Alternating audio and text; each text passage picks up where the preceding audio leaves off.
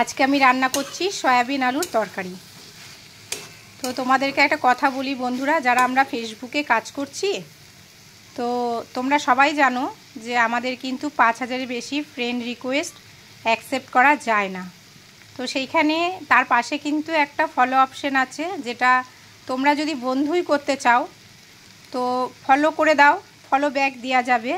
কিন্তু friend request যারা পাঠাচ্ছ, আমাকে তো অনেকেই ফ্রেন্ড রিকোয়েস্ট পাঠাচ্ছে, আমি কিন্তু অ্যাকসেপ্ট করতে আর পারছি না, কারণ 5000-এর বেশি আমি নিতে পারবো না, সেটা সবাই জানো, কারোর পক্ষেই সম্ভব নয়। তো সবাই ফলো করো, ফলো ব্যাক দিয়ে দেবে, সবাই ফলো ব্যাক দিয়ে দেবে, সবাই সবাইকে বন্ধু করো, কিন্তু ফ্রেন্ড রিকোয়েস্ট কিন্তু পাঠিও না।